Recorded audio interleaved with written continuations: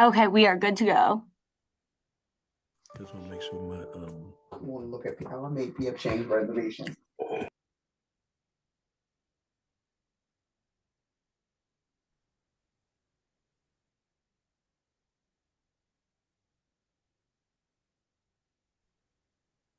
What happened to Tanisha? Is she on?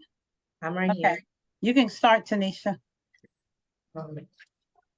Good afternoon, everyone. My name is Tanisha Williams. I'm the Cross Systems Manager with the Office of Children and Youth. On behalf of the Black History Month Committee, I want to thank you for joining us today. Today's program is focused on music and dance. Before we get started, I want to remind you of a few housekeeping rules. Please keep yourself muted to avoid feedback and interruption of the speakers. We also ask if you have any comments or questions to put them in the chat, and we will reference them at the end of the program. Thank you all and enjoy. To start, we will have the welcome by Dr. Tamara Williams, the Health and Human Services Director. Hi, good afternoon, everyone. Again, welcome to Montgomery County's Black History Month celebration. The theme this year is African Americans and the arts, and today we'll be focusing on the contributions of African Americans to music and dance. I myself am not a particularly great dancer, and when I did a brief stint on a team, an entire dance routine had to be edited because yours truly couldn't do the Running Man. But I've never let lack of skill stop me. Having tried my hand at everything from West African dance to ballet to classical Indian dance to salsa to Indonesian or Javanese dance, I know how deeply tied music and dance are to cultural roots, and that dance is not just simply movement to a beat, but it's an expression of one's history and culture. And when we expose ourselves to music and dance of other cultures, it really adds a richness to our lives and makes us more curious and appreciative of each other. There's also something about seeing yourself reflected in the music of popular culture and on stage when someone is dancing. Yes, I was one of those little girls who wanted to be a ballerina, but when I tuned in to watch a ballet company production, I rarely saw anyone who looked like me. A lot of the flesh tone tights were pink or white, not tan or brown. I remember seeing Alvin Ailey for the first time many years ago and was moved by the sheer creative genius. I was inspired and excited, but I was also aware of being proud and comfortable. For those of you who've been to an Alvin Ailey program, you may be familiar with Revelations. They've literally performed that piece thousands of times, and I'm sure there are dancers in Alvin Ailey who, whenever they see it listed in a program, just say again. But there's a reason it's so beloved. It's because it tells the story of the history of African Americans in dance form, and it feels so familiar and relatable and joyous.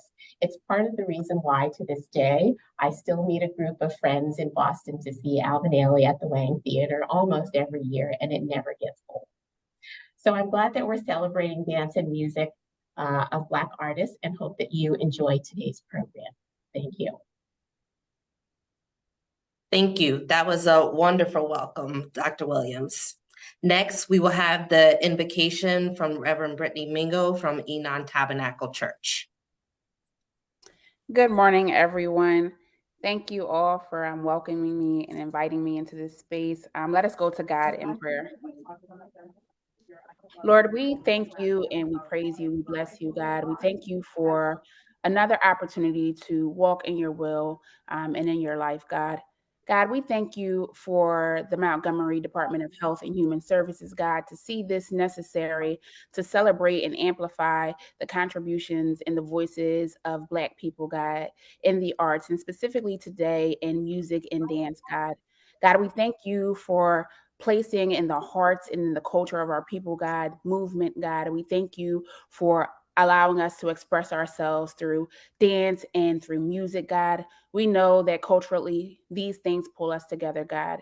God, I thank you for our ancestors of the past who have contributed to African-American music and dance, God. I thank you for the panelists here today, God, who will share their experiences, God, and their inspirations, God, and why they serve in the way that they do through dance and music, God. I pray for a successful program, God, today and for the final program on the 21st, God. Thank you for the work that Montgomery County is doing, God, and thank you for everyone who is on this program. In Jesus' name I pray, amen. Thank you, Reverend Mingo. Next, we will have the Black National Anthem by Darius Williams.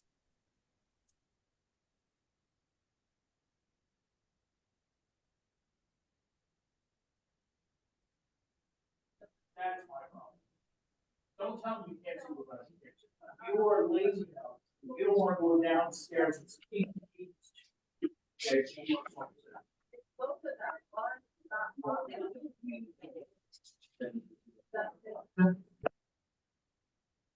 Is Darius on, Tanisha? I think I was muted. Can everyone hear me? Yes, Okay, great. you're set to go.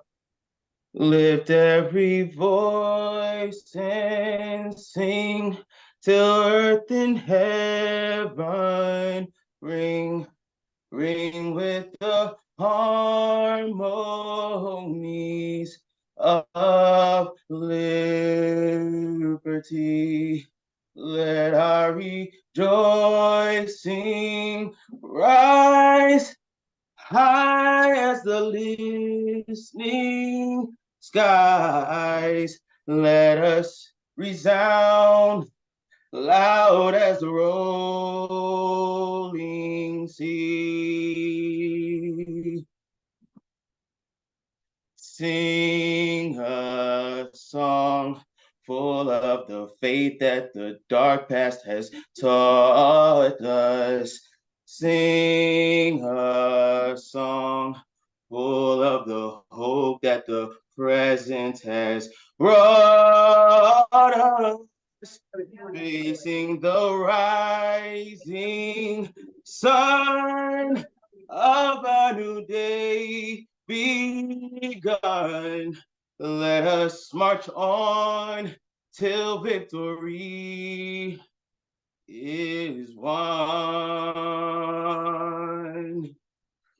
God of our weary years, God of our silent tears, thou who hast brought us thus far on the way, thou who hast by thy might lead us into the light, keep us forever in the path we pray. But instead to lead into it. Lest our feet stray from the places, our God, where we met thee. Lest our hearts, drunk with the wine of the world, we forget thee. Oh, yeah. Shadow beneath thy hand, may we forever stand true to our God, true to our native land.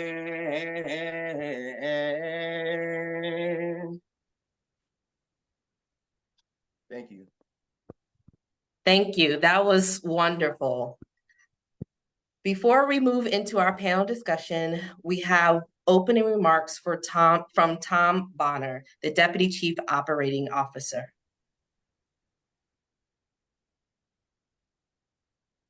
Good afternoon, everyone. Thank you very much for having me today. I am the Deputy Chief Operating Officer here at Montgomery County. I also serve as a recovery officer. I'm honored to be here today as part of this committee, as part of this event.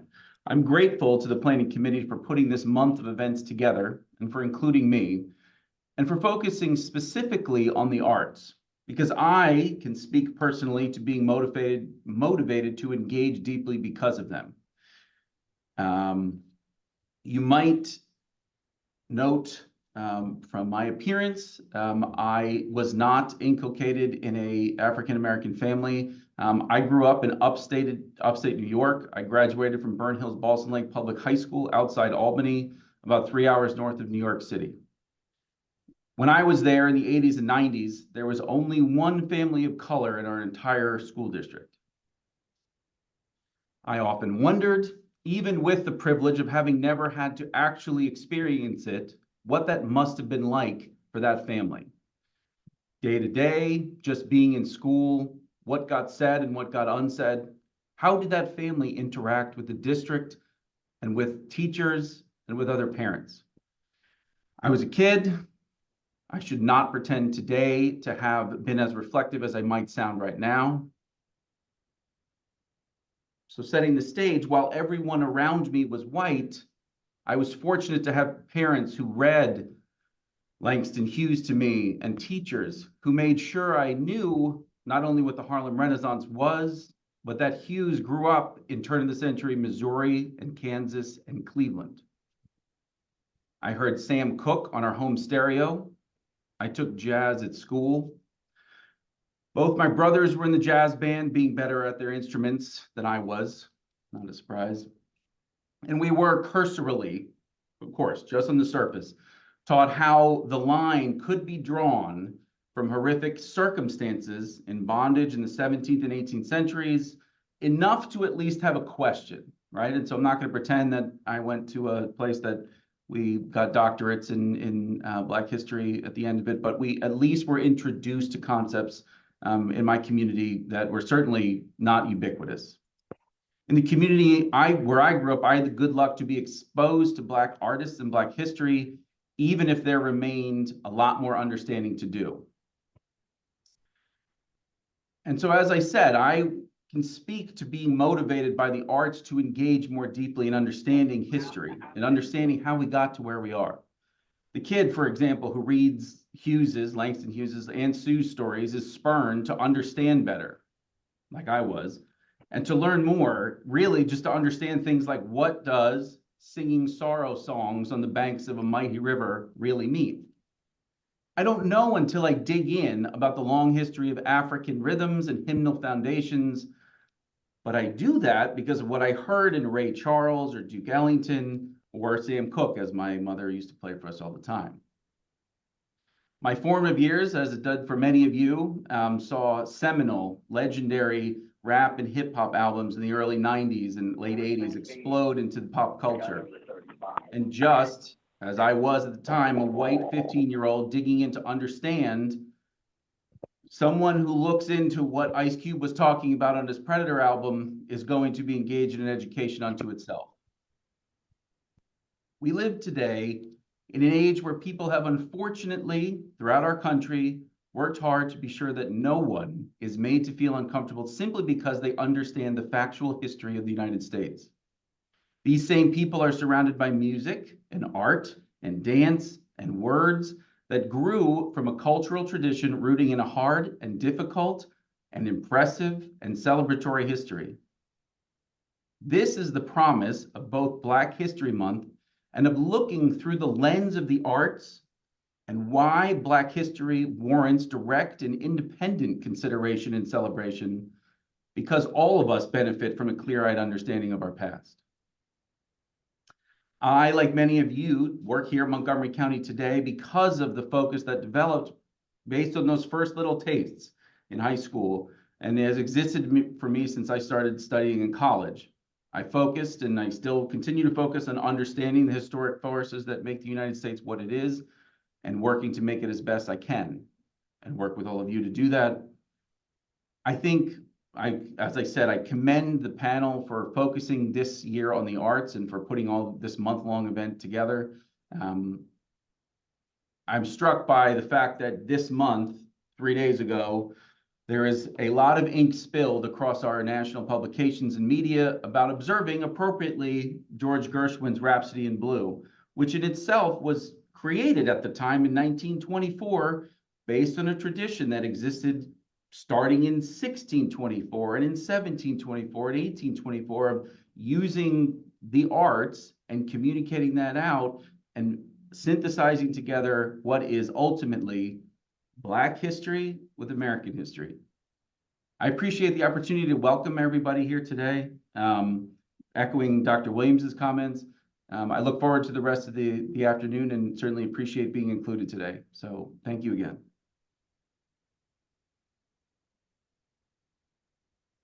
Thank you, Tom. We thank you for opening us up and welcoming us into a space with open minds and open hearts. Our next next portion of our program today is the panel discussion. I welcome Carlos Brown and Erica Waller as our panelists. Thank you both for joining us. We will open with both of you introducing yourselves and explaining we will open up with both of you guys introducing yourselves and where you are currently at in the field of arts. Who should go first? Go ahead. Oh, go ahead, Erica. Okay. So my name is Erica Waller. I am currently the owner and director of the Quinn Center for Performing Arts, which is a dance and performing arts center for youth ages 2 through 18 in the Germantown section of Philadelphia. So I'm really thankful to be here and excited to sit on this panel with you all.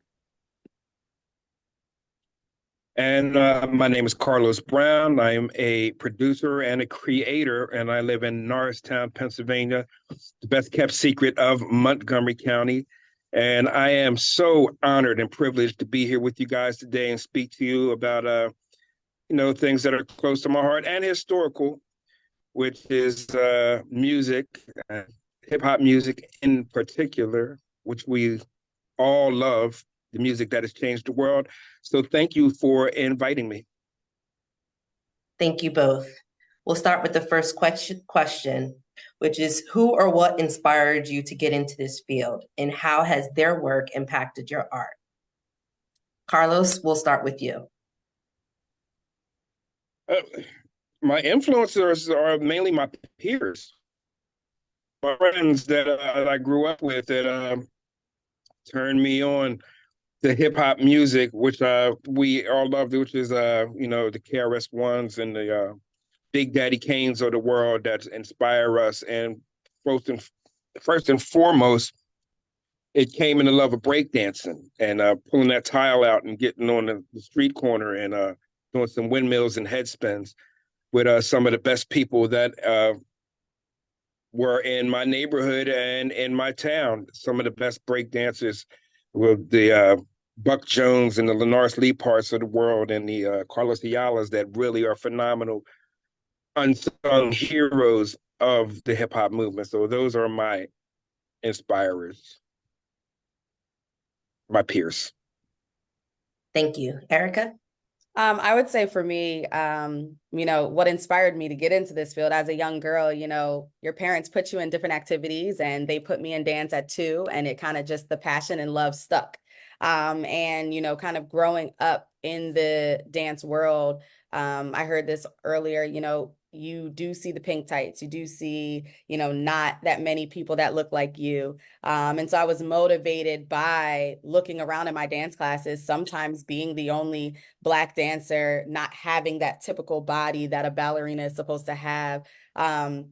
I was motivated to keep going from those experiences. But then looking on TV, one of my biggest motivators was Debbie Allen. Not only is she a dancer, she's a choreographer, producer, she does it all. And for me, I knew where I am in life right now, like I wasn't just going to dance forever. There were other things that I wanted to do, and choreographing and producing and doing all those things. You know, that passion inside me grew. So I would say my biggest influences were kind of looking around and seeing, you know, that I was the only sometimes Black person there, and I want to make more opportunities for other individuals that look like me, but also being able to turn on my TV and see someone who was doing exactly that helped me to keep going. Thank you. I think we all can imagine seeing Debbie Allen on TV and how she kind of broke the airways with her movement and her communication through dance is beautiful. And Carlos, you know, I wasn't quite born in the beginning of hip hop, so I didn't witness it from the beginning. You know, I didn't witness it from the beginning, but I do resonate with seeing, you know, just how music and especially hip hop resonates within people, and how it just, you know, can move anyone, whether you can dance or not. You know, just a head nod to the beat is enough to get you, you know, right with the community. So thank you both. You know, it goes to what Mad Skill said, to make your head nod. You know, and that's how it goes. Right. So I want to ask you, you know, Carlos, you kind of already touched on this, but music has many genres. Which one resonates most with you, and how has it impacted the African American culture? Well, in my life, in my lifetime, it is hip hop. It is hip hop. And hip hop, you know, spans pretty much all genres and touches it with the advent of sampling. And, you know, it was pretty much built off the back of James Brown with the sampling. But, you know, hip hop is that. And that musical genre is the one that is the most prolific and profound in my life. And love it for life. Love it for life.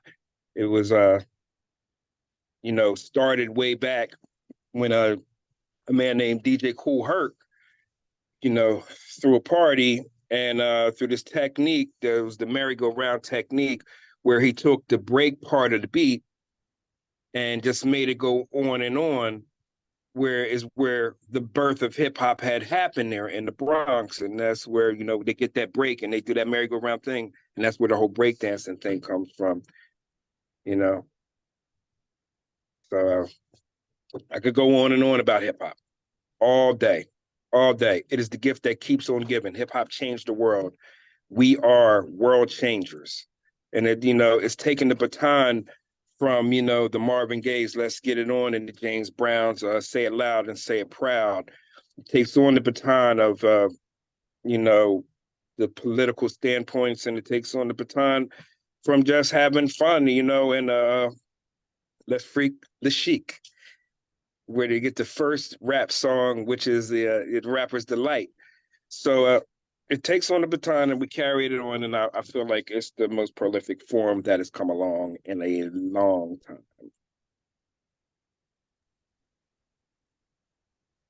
Now, my lady told me I can get long-winded, so I don't know, you know, how much you want me to go on and on about this. You can stop there at the moment. We will definitely be back around so that we can make sure you know, you'll have your chance to say whatever you need to. Miss Erica. Yeah, so I think the genre of music that has probably influenced me the most, I would say, is gospel. And I think that gospel kind of roots a lot of the other forms. When you're looking at like R&B, soul, even hip hop, like a lot of times, you know, it's rooted in gospel music. And if we really go back, like gospel music, you know, comes from, you know, the hymns and the spirituals that, you know, slaves were singing and trying to use to, you know, help them deal with all of the stuff that we were navigating during that time, during the slave era. So, you know, I think I feel most connected to, I mean, I feel like in gospel music, you can find almost anything, right? You can connect in to almost any area of your life that you're going through, those happy times, those hard times. Like there's those upbeat ones, there's slow ones, and it kind of just really, for me, it connects me and it grounds me. And I see the influence throughout all the other genres as well. So for me, I would say gospel. Nice. Beautiful. I would agree in this day. Gospel is definitely something that just resonates today for me. As my next question goes to Miss Erica, how does dance foster community, unity, and health, especially within the African American culture? Yeah, so I think ultimately, like dance started as a way of creating unity. Even if we go back to when African Americans were in slavery, that was a way, one, of communication, right? So it's helping the slaves communicate with each other, but it was also used as a little sense of reprieve, or a sense of like, let's just take a minute and breathe as they're navigating all of those things. So I think just then it created a sense of unity. If you look in today's society, I mean, we can look at line dances and we can look at TikTok. You can go to any barbecue, you throw on a line dance and everybody's getting up. Dance has a way of doing that. Even if you look at kids today, they might not know, I don't know, some of the shows on TV, but if you say, hey, this TikTok, they're all going to get up, they're all going to get around the phone and they're going to start dancing. And it has a way of, breaking the ice and helping people who don't even know each other. They feel like they have this sense of unity and community just by knowing a couple dance moves and dance steps.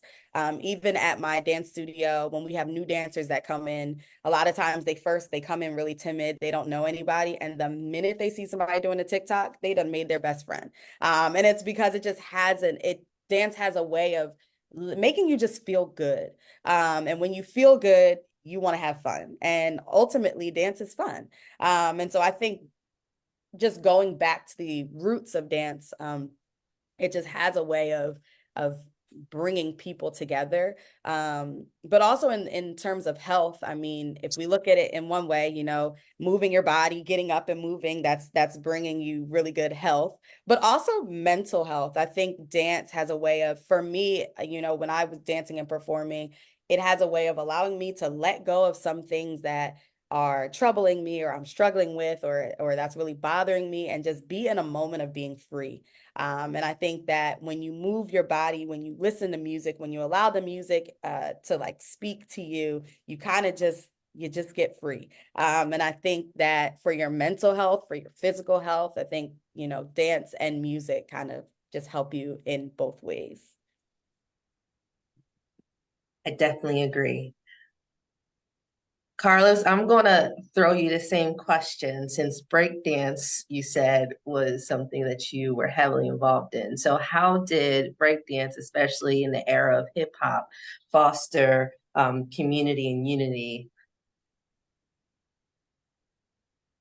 Well, when I first started, I guess in high school is where it started with the breakdance and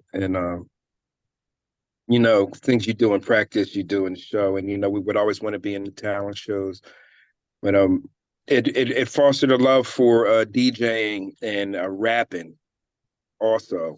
And then through that, you start going out and you start meeting different other people, and they like it too. Oh, you know how to do this move, and you know how to do this cut on the turntables. Oh, you know how to make this beat, and and it becomes a community within itself, of a network of artists and artistry where, we're all helping each other. And then, you become intertwined with the families. I feel like I've been in a house on every block in my hometown, building and creating with the people in my community. And some of those people have gone on to do very, very, very great things. And I'm so proud to know them. But through that first step with breakdancing, it leads to other things. It's just not one thing. It's multifaceted, right? It's like a seed that grows.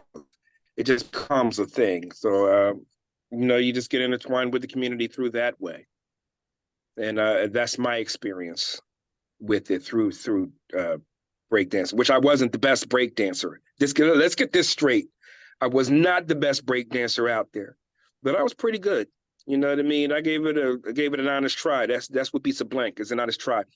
And that's my experience with connecting to my community. You get in through one thing, and then it comes another thing, and then you just meet all these great families and mothers and fathers, and they become your family in this community, which in Montgomery County, in my community, Norristown, we are like a big family, or everybody's interconnected. So I hope that answers your question. It did. Thank you. Okay,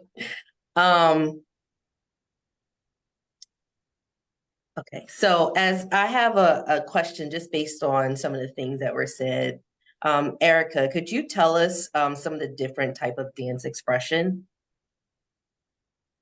Yeah, so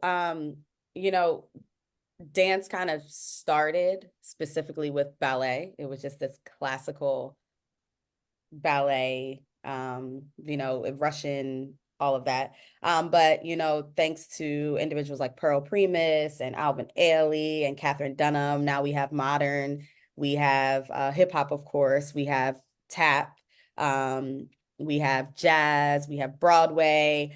So we have basically any type of so many genres that kind of sometimes they overlap, but they all kind of speak to a specific style, but all of them really were influenced because of Black artists and dancers who were pushing the envelope on this classical genre. They didn't want to just do ballet. They didn't want to just wear the tutus, ultimately because our bodies didn't match what a ballerina was supposed to look like. And some of the movements that we naturally do as Black people did not match the movements that were supposed to be happening during a classical ballet dance. And so what a lot of these artists did is they said, well, if we can't fit here, we're going to create another mold.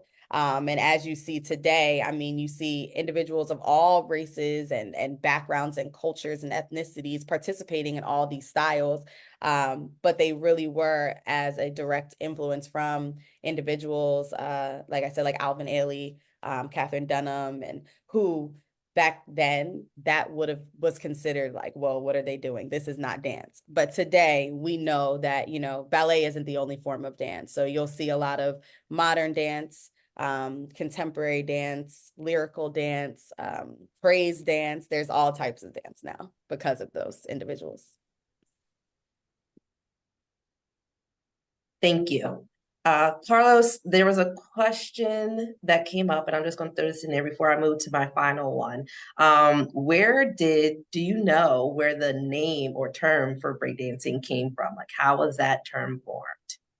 Oh, yeah. So DJ Kool Herc, inventor of hip hop, had the merry-go-round technique, and then it later on became a thing where they would just take the best part of the record, like in the Netflix show, they call it the Get Down in the Netflix show, but it's the beat break. When that beat breaks, when the Jungle Brothers, or James Brown goes 1, 2, 3, man, that break part of the song, revolve. And one of the first ones that everybody and our breakdancers had got onto was that Apache. That Apache, when that thing, bam, bam, bam, bam, bam, boom. So that break beat, that's where the name break dancing for. That's when everybody would hit and then they would start dancing. Dancing. Head spin. On your hands, popping and locking, ticking, doing the touch. Like, our magic. But that's where that name comes from, you know, break dancing. We dance on the break. And it's pretty much that simple. I almost started popping and locking on you right here. Hey, on the you Zoom. could have done On the it. You could Zoom. have demonstrated. For some, they Man, might not have listen, seen it. I welcome it. listen. Oh man, they'd have been running that clip forever. It would have been lovely, I'm sure. Yes, If I'm you started, sure. I might have joined you because as being a descendant of Caribbean, you know, Oh, music come and on, dancing is Tanisha, just a part of who we are. we can So go ahead and do that, yes, Tanisha. yes. We are hip hop. We could go ahead and do that, but maybe later. Maybe Right. later. That's where the All right. community will come in. We'll demonstrate the community. I love it. Okay. Okay. So my final question before we get into the questions from the participants is, what do you think has been the greatest influence that the African American culture has had in the formulation? For Carlos, I'm gonna say the formulation of hip hop, and for Erica, the formulation of some dances. So we're gonna start with Miss Erica.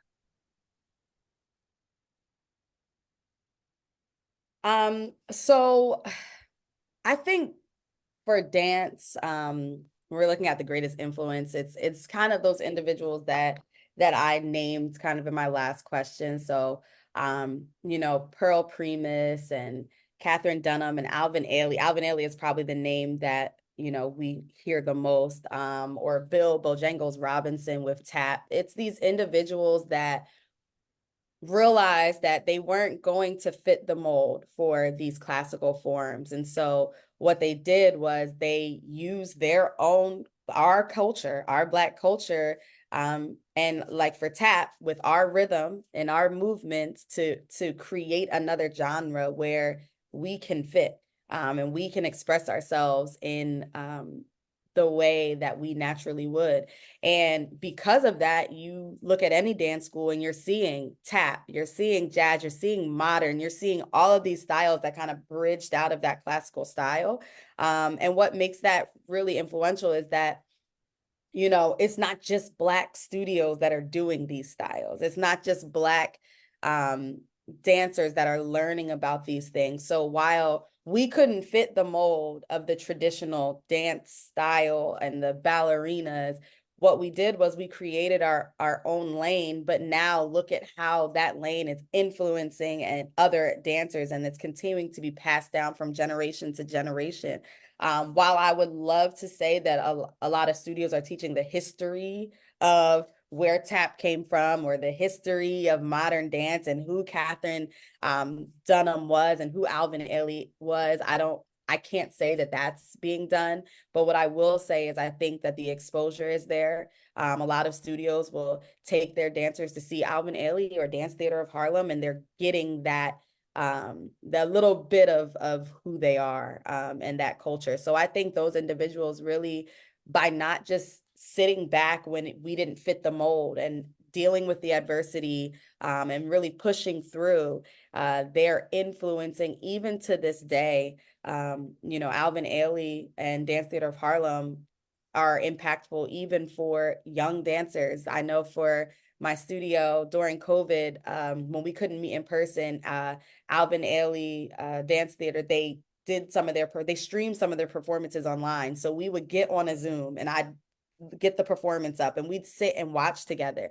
And so those Alvin Ailey, while he is no longer with us, his legacy is living on, and it's impacting kids as young as 5 and 6 even today. And so I think, you know, it's a lesson to us all, even in the face of adversity. If you don't fit, you find how we can, you know, find another lane, create another lane for yourself. And you never know how impactful that'll be from generation to generation to generation.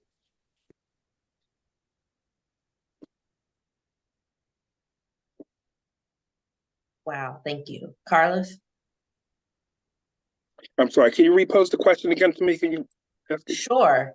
What do you think has been the greatest influence that the African American culture has had in the formulation of hip hop? Kind of hard to call that one.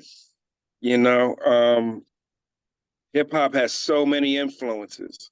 worldwide, on the world, the way we speak, the way we dress, the way we talk, the way we walk, the whole ethos that comes from out of, just listening, hip hop. I remember when I used to watch Ricky Lake, to be like, girl, talk to the hand, girlfriend, all this other stuff. This stuff comes from hip hop, right? We have changed the world politically.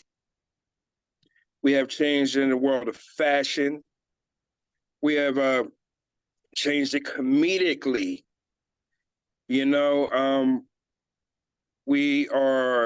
Hip hop has given a voice to the voiceless in the early stages of hip hop. It's given a voice to the voiceless. When Public Enemy would come out and say, fight the power, or can't trust it. I guess the number one influence of hip hop is just to change the ethos, the way we think, to shift things around, because we can't have this no more. Those records and those groups that make those big statements, and kind of get into your mind, like about when Bob Marley, would sing a redemption songs, and stuff like that. So hip hop is just not one thing. It's just not one major influence. It's multifaceted. So, but I would guess I just say our thinking, because there's different things that happen in hip hop. There's the Public Enemy hip hop. There's the LL Cool J, I Need Love hip hop. There's the KRS-One, I got to teach everybody in the world hip hop. There's the Joe Ski Love, you got to do the Pee Wee Herman dance hip hop. And then, there's the women, my wonderful women. There's the Queen Latifahs, ooh, ladies first. I'm still opening the door for my lady all day, ladies first, right? There's the Missy Elliott's, there's the Lauryn Hills of the world that lend these great things. Roxanne Shante, Cole Rocksteady. So it's just, it lends to thinking. I got to say, put it in a nutshell, number one influence is the way it changes the mind. So there you go. That's my 2 cents. Thank you. Thank you both. When I think of music and dance and the African American culture, I mean, the whole idea of African American culture is that we stemmed, we're connected to our original motherland of Africa. And from there, music and dance was a way of communication. It was a way of expression. And as we were brought over here, music and dance continued to be that. But as our culture evolved and we were able to develop we've always maintained ours, as through time, but as it became, something that we could express out loud, I'll say, our culture, that for me was the greatest influence. That's how it involves the music, how it involves the dance. It went from strictly serving as a form of communication to, as Erica said, a form of expression, health, unity. That's for me when I think about how the African American culture is expressed through music and dance, that's kind of where it hits home. So I think both of you really did a good job of pointing out those pieces through your own experiences. We're going to move into questions from the chat. One of the first ones that I saw pop up was, who is the greatest rapper of all time and why? You can't say who it is. You can't say who's the greatest rapper. There's too many rappers that do great things. Okay, so I'm going to ask you to name 3 and maybe pick them out. Well, let me back up. How do you, I'm gonna steal from the line of Brown Sugar, the movie Brown Sugar. How do you explain the difference between hip hop and rap?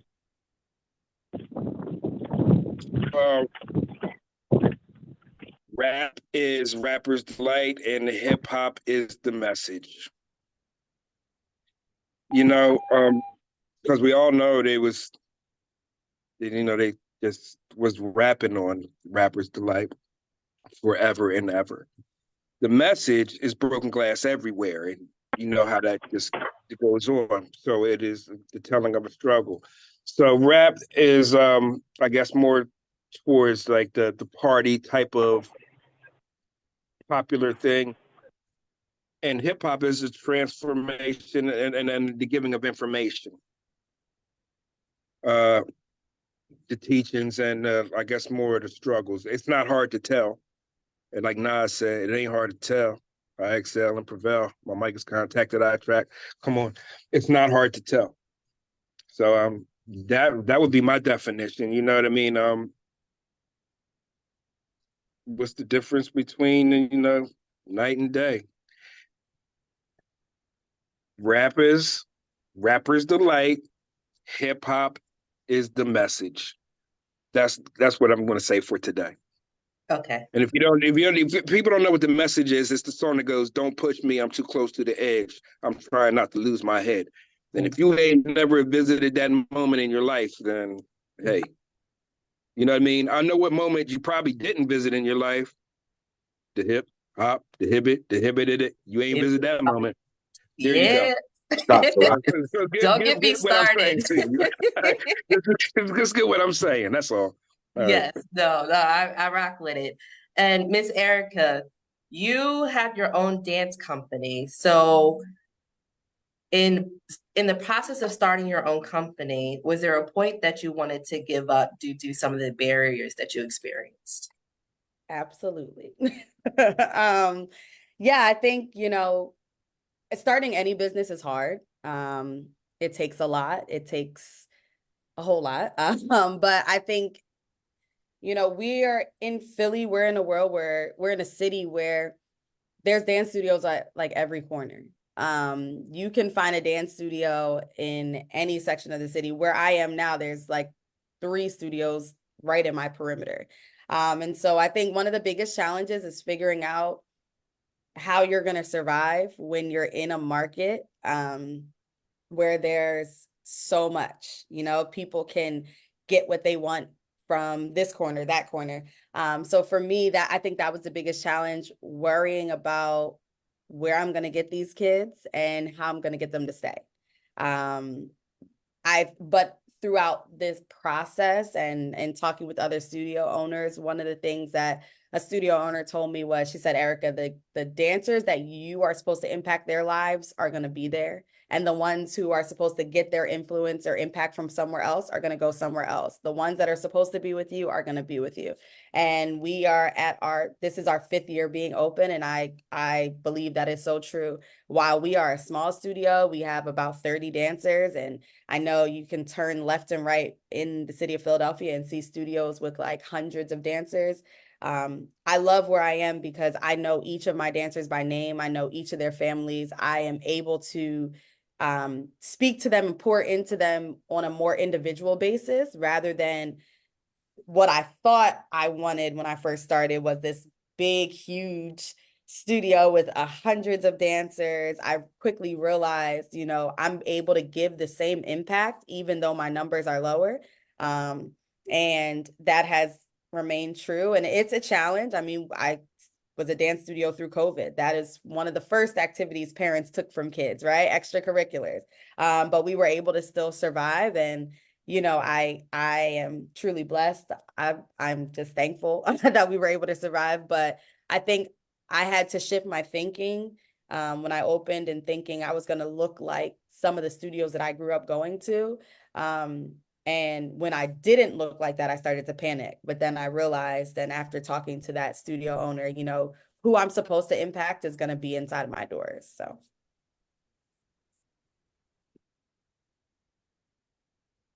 Thank you.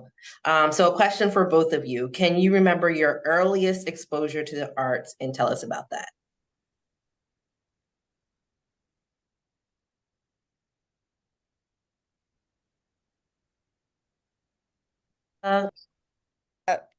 Doesn't matter. Okay. I would say, so I was exposed to the arts really early. I mean, my mom grew up in New York, so she grew up going to Broadway. My dad is all things music. So I mean, the arts were all around me. So I know I went and saw Lion King in New York as a kid. But I would say my first really impactful experience in the arts was when I went to go see The Color Purple on Broadway. That was one of the most life-changing experiences that I had. And I think my love for the arts really clicked in that moment. It was something about the way that they performed. And I mean, I love The Color Purple in general, but it was something about what I experienced sitting there, watching the show live and hearing the music and just seeing the actors really connect.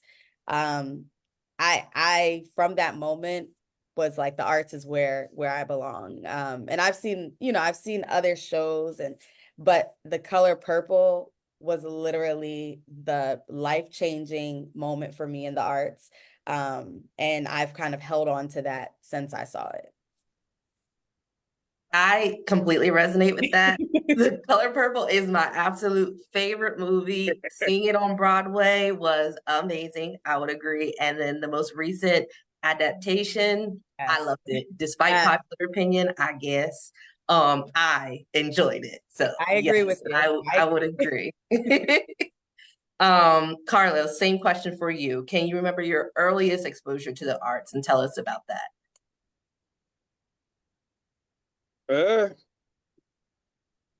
Earliest exposure to the arts, I wanted to play cello when I was in 4th grade, and I was playing Farah Jaka at Gottwalls Elementary School. That's my earliest memory. And also singing in church and being in the youth choir at Mount Zion AME Church in Norristown, Pennsylvania, where my aunt was our choir director. So it's my earliest memory. So, okay. and it's a good one. Rest in peace, Aunt Sylvia. I love you. Every Monday, 7 o'clock. Sure, be there.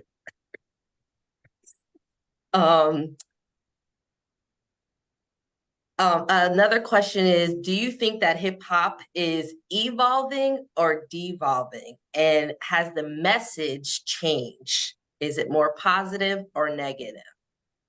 That's a lot to unpack. Sweet. So controversial, man. Right? Hip hop is hip hop and rap is rap, like we stated earlier. All right. It's marketed differently. It's perceived differently. We still got a chance to win with hip hop and, still get the truth to the young Black youth out here, because we still got J. Cole's and still got the Kendrick Lamars of the world. We still got, people that's out there winning. We still got the R.J. Paynes of the world. We still got Hope. We still got Rhapsody, my sister. We still got Rhapsody, so, it's always like evolving or devolving. It's more corporate. It's more about the money. You know what I mean? And you know what that's the root of. So we ain't got to talk too much about that. You know what I mean? Don't let the message get squandered and dither away and wither and die. Right?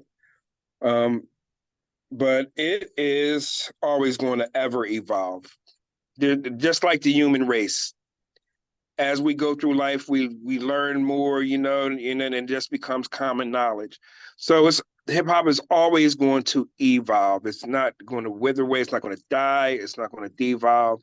You know what I mean? There's just going to be those influences and those entities that want to divert it into their direction for their benefit and their gain. In a nutshell. So we're still struggling here in the world, right? But a lot of times people don't want to hear that message. We're tuned into a whole nother frequency. Matter of fact, it's not that hip hop's devolving. Our music is just on a different frequency. If it is not produced a certain way, they're not going to play it, right? So that's the game we're playing, right? Hip hop's not devolving. It is evolving. That's my answer. So. Okay, I would dare to say that hip hop is evolving and will remain as the message as you differentiated earlier, right? But rap is different. And I think that that's where people kind of get them mixed up and intertwined. Rap, for some, I would say, kind of offers the more negative influence or the change, and it's definitely not what we're used to or what I would say it was born from. Where rap was born from hip hop, it's definitely gone in a different direction, and I think most of us on here recognize. Yeah, and I don't say it again. Like hip hop is like all of us. Like we're all we're all the same, but still different. Mm-hmm. You know what I mean? If we can make that analogy and correlate that way, you know what I mean? There's different faces, and everybody thinks, now just because it's hot. Sometimes you get a breath of fresh air, and you're like, damn, I want to get away from all that stuff, right? Man, listen to this. This is what we needed the whole time. Right? Why ain't they promoting this? You know why? So I'm not going to get all too conspiracy theory on it, but hip hop is never going to ever evolve. Trust me. Got it. Miss Erica, I'm going to kind of throw you the same question. How do you feel about dance? Is it evolving or devolving, especially as you mentioned earlier with TikTok and those quick, impulsive developments of dances? What does that mean for you in the culture of dance? Yeah, that's hard. So ultimately, I think as a whole, dance is evolving. I think that it's becoming more accessible to people. I think social media, YouTube, TikTok, all of that. I know individuals that are not trained in a studio and self-taught through YouTube, and have made it. So I think that,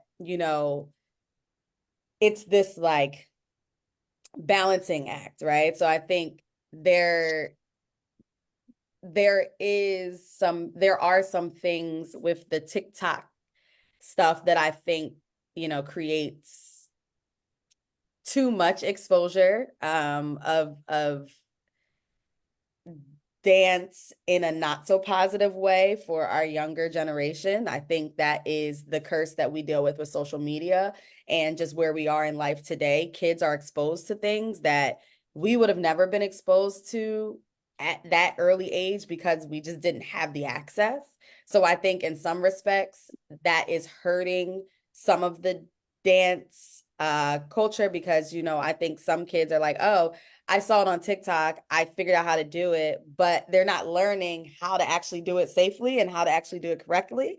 So I think there's this challenge of balancing. I don't think it's making it, not evolve. I think it's evolving, but I think there's just this balance in that we have to do with, having it right here at kids' fingertips. And some of I'm really big on like what's appropriate for your age. I think my kids think I'm very old school with that, but I just think that certain, like when you're 10, you don't need to be doing some of the stuff that we're seeing on social media and on TikTok that they have access to. So even down to when I teach a hip hop class, I'm teaching a clean hip hop class. We're not doing too much because you're a child. You don't need to be doing all that. But I think when you have TikTok and you have YouTube and all these reels and stuff, kids are seeing, these things, and it's making them a little more advanced in what they think a hip hop dancer is, or,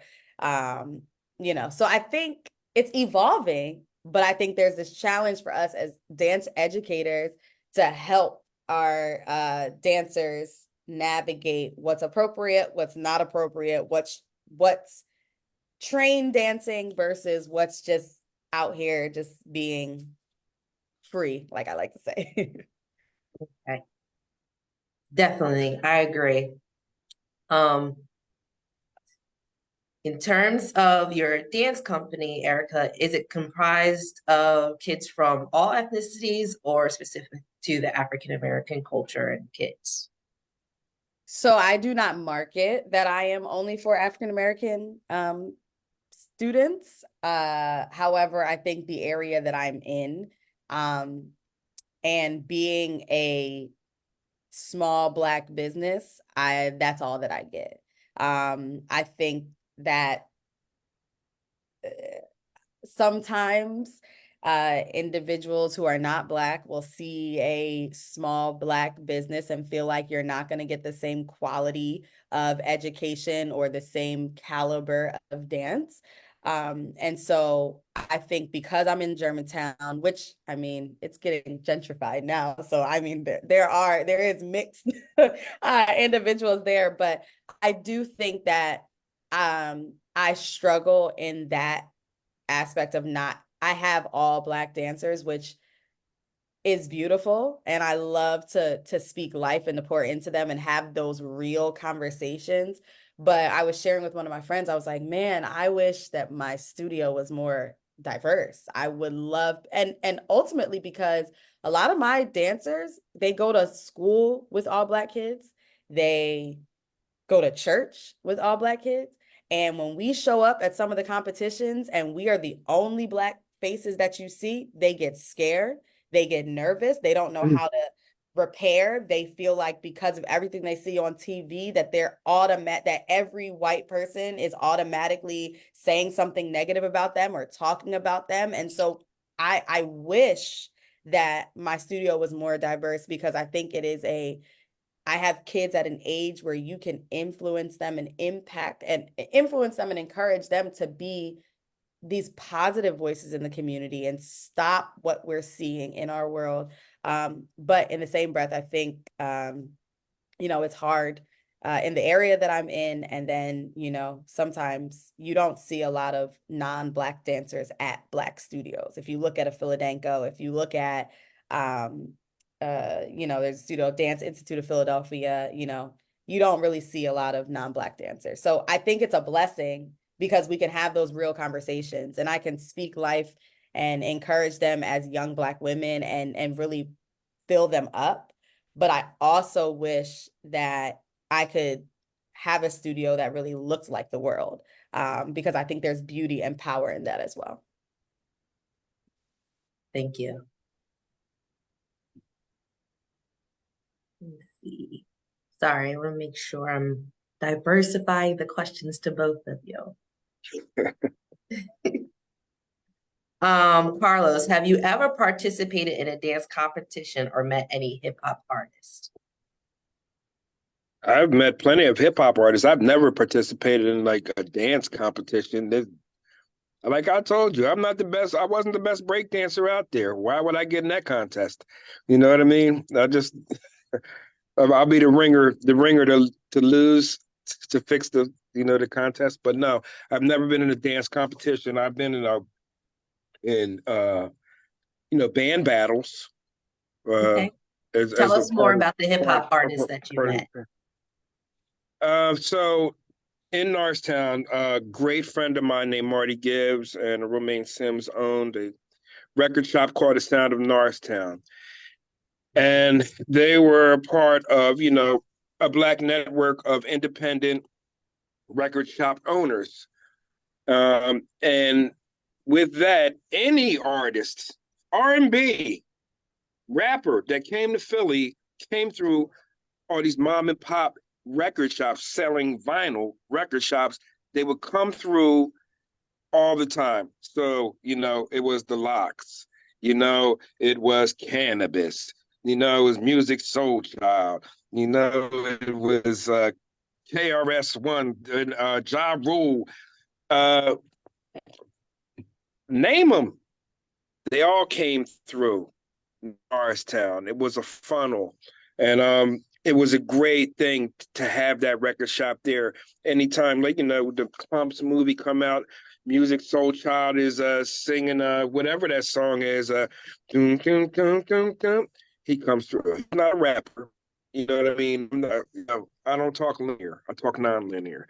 So it goes back and forth. But, and then, I've met KRS-One. I was fortunate enough to open up with him. Met Sean Price, rest in peace, Sean Price. Tribe Called Quest, MC Light, Chubb Rock, Third Base, a lot of them. A lot of them. I forget more about than most people ever knew in their life. So these names and the faces come fleeting and flying in and out of my head. But Big Daddy Kane, Greg Nice, Truck North, Black Thought. Met them all. Nice guys, good people. Great. That sounds like a wonderful experience. I can't imagine. I haven't met KRS-One, but in my mind, I feel like it would be an experience. KRS-One is big, man. Like, he's a big guy, yeah. I never thought he was that big. He's large. Met Eric Sermon and them are big like that too. And EPMD, they're tall guys. So yeah, but good guys. It's great. Erica, another question for you. What awards or honors have you received or strive to receive as a dance program? So currently we just started our last year going competitive. So we do go to different competitions throughout we did New Jersey, New York, and Philly or Pennsylvania, sorry. So we have won some recognitions at some of our competitions. So some of our girls have come back with some first place awards. We've gotten some studio awards. But ultimately, I just want to get on the map of, continuing to do that. But also, I'm not necessarily big on the awards and recognition. I just want those that come through my program, when they leave the program, to feel like they were made better because of the program.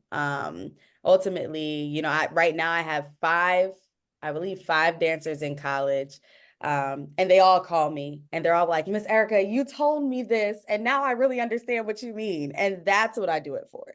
I want them to leave feeling empowered as a young woman. I want them to leave knowing that they can do anything that they set their mind to. I want them to leave with confidence. And I want them to leave, feeling like when they go out here to college, there's nothing they have to be afraid of because they can just do anything. And so, like I said, more than the recognition, I strive to really just fill them up and create awesome young women who are out here doing it big in the world. And that's really all the recognition that I need personally. That's great. I think that, when you can see the fruits of your labor in the character of your students or whomever you come across, that, like you said, the rewards and recognition, come second or third to that experience and seeing the growth in them. So I love it. I love that, that's where you put your emphasis on. And we have another question. What does it mean when people say that hip hop is not just a genre of music, it's a culture? Well, it's absolutely what it is. Hip hop grounded on these elements: DJing, MCing, graffiti, and breakdancing, which is also hybrided off to a couple other things, beatboxing, knowledge, and street entrepreneurship and fashion. Those are parts of the culture. DJ, breakdancing, MCing, and graffiti. So it's a cultural thing to let those things into your life. But hip hop is a culture. And it's not just a music genre. You know what I mean? Like jazz is a music genre, but some people live a rock and roll lifestyle, right? And a hip hop culture is influential. Like I said, and it permeates and goes all over the place. Hip hop is absolutely a culture, and built off of those pillars: the DJing, the rapping, the breakdancing and the graffiti. Thank you. I completely agree. Hip hop is not just about the music, it's the dance, it's the lifestyle, it's, how you present yourself. It promotes, confidence, in health and wealth in different spaces that people don't often acknowledge. So I completely agree. Miss Erica, can you speak to the background of corporea? I know I struggle with that word. It's the rolling of the tongue. And the relation to breakdance and or dance in general. So I will be very honest. I am not well versed in capoeira. I do know that it originated, and the thought of the origin is that it is a martial art form that is basically, it was started by the slaves that were brought to Brazil. And so it was used as a way of masking their martial art, their fighting skills. But it is kind of covered a little bit in dance. But I had a friend who did it, but I've never done it. So I don't want to butcher the history and all of that of it. But that is the extent of what I know about that dance form. But I had a friend who did it, and she was really into it and thought it was really fun. I've never tried it, but I do know it's a martial art that is kind of covered in dance. And the idea was back when they were in slavery, you couldn't really tell that they were training for martial art. It looked like they were dancing, but they were really training. So that's the extent of what I know about that. That's enough. I only know about it. I also had a friend who participated, and it looked really fun to participate. Yeah. I just, I couldn't. As much as I love to dance, the ritual of certain dances takes a little bit longer. So I didn't have the space and capacity at that time to join her, but it does look like a very fun, and it is very involved since it does, include a form of martial arts. Yeah. Before we go on, we're going to take just a couple more questions since we're coming towards the close of our program. If both of you can just take a moment to put your contact information in the chat so that people could reach out to you if they, have any additional questions or, want to touch out to connect people, we would greatly appreciate that. And then, okay. I want to see if I think we just have a couple more.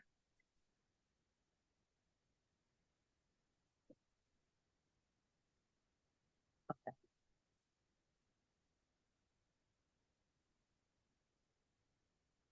All right. I think that's all of the questions. Unless there's any additional ones that people want to put in the chat, I'll give you a couple of minutes. I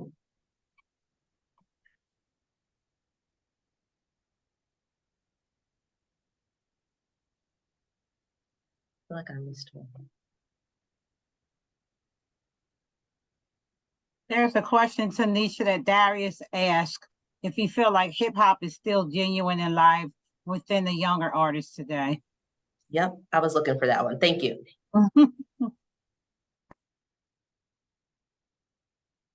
You said that was for me? Whomever, it's just, do you think that do you feel like hip hop is still genuine and alive with the younger artists today?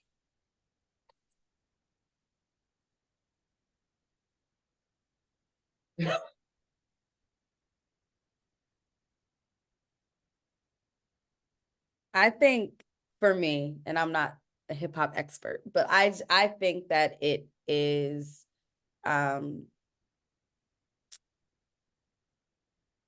just going with the culture and way of the world, right? So it's following what's gonna play, what's gonna sell, what's gonna, get play on the radio and all that stuff. So I mean, for me, I think I would rather listen to older hip hop, older rap, because I also feel like when we're listening to music today, everything is so explicit and out there. At least when I was a kid listening to stuff, I realized like later on down the line, oh, I was saying that. I didn't even know, because it was kind of covered up in there. And now everything is just so explicit. Like I don't even, when I'm trying to play stuff for a hip hop class, I'm always now trying to find these random little artists that aren't really saying anything, because everything I don't feel comfortable listening to a lot of stuff with kids. So I think, I think the younger generation loves it, but I don't know that it's appropriate for them, but they love it. So, but I think it's just following, what's going on with social media and our culture today. And it's a business after all, it's got to make money. So it's going to just follow what's going to sell. I agree. I think back to Salt and Pepper is definitely one of my favorites. And I think back to Push It or What a Man, and I'm singing along. I'm 10, maybe. I'm trying to calculate where I was at, but definitely young, definitely not supposed to be singing either one of those songs. But I could tell you all the lyrics, and I'm not even somebody who knows all the lyrics. But today, when I recite them, I'm like, okay. So, but so I'm gonna take one more question, and then we're gonna, unless there's others that pop up, what do you think is the best way for someone looking to break into the industry of dance or music? Is it social media presence or the more traditional through auditions and contests? Do it yourself. Do it all yourself. No. There's just no one way in. It's a little tiny way in and a big old funnel way out. Find what works for you. And circle and get people around you that you trust. Get people around you that you can trust. It takes a village to do all these jobs, you know what I mean? But the best way is stay steadfast in your belief, because, I've never gotten ultra famous, but I've seen it happen to others. You got to just have this profound belief in self. And what you do in practice, you do in the game. So do that. And just keep pushing. Social media, yes. Some people buy their way in. Truth be told, some people just empty their wallet on the way in. I wouldn't suggest you do that. But, just keep punching and make a name for yourself. Try to meet the right person, and it's the luck of the draw with music. That's all I can say. Thank you. I would say for dance, like I said earlier, I know people who are self-taught, but in the world of dance, I always say, like, go out there, find training, find something that will always help you grow, and that'll help you to advance and get better. And don't be afraid. The dance world it's brutal. It's very cutthroat, but don't be afraid of the no's. Don't be afraid of just trying, putting yourself out there. I know I've gone to auditions in New York. I've performed and done stuff with different Broadway training groups. Like, you have to put yourself out there, and it's not about pushing to try to be famous or it's about the exposure and continuing to grow and to continue to learn. So, I know, like I said, people who are self-taught, and I love that. But I also think it's great to surround yourself and put yourself into some training and learn the history, learn different styles. It's never too late to start. And so that would be my little tidbit of information. Great. Thank you. So I want to give a special thanks to our panelists today, as well as all the performers and speakers. On behalf of the Black History Committee, we greatly thank you for joining us and participating in our program. Before we close, I want to give you a few notes for the remaining events. Next week, February 21st at noon, we'll explore how hair and fashion is involved in the African American community. It will be another virtual program. If you haven't already, please register to participate. And on February 28th, the last Wednesday of this month, we'll be having an in-person program in the HSC community room. One of our panelists from last week, Dr. Brent Woods, he will be honored for his service to the community. Thank you all again for joining us. This concludes our program. Have a wonderful day. All right. But there Great is- job, all. Great job. Great job. Thank you. Thanks, guys. Thanks, Tanisha. Honored. Thank you. Great honor. Thank you all. Thank you Thank all. you, Louis. Thank you so much. You Tanisha, did be sure great, to baby. keep You doing did this great. again. That was great. Appreciate you guys. Darius, thank you. Tell me the next salsa class. Back out there with I'll let you know when the salsa class comes. once every Then my house Thank you. attacks. Most patients did That not was have wonderful. first year. Guys, reach out anytime on the Instagram. Carlos, thank you, brother. Yeah, I want to reach out. We can talk about hip hop anytime, good sir. Not for 7 reading. That's all I do all day long. Your husband treat Lived it, man. So Doctor, tell your doctor. Awesome. Yes. Tell your doctor. all right, guys. Good day. Everybody have a great day. Doodles. You too. Committee, are we holding on or what? Or we just leaving? I'm just making sure everybody's getting out. We're still being recorded. It's fine. Hey.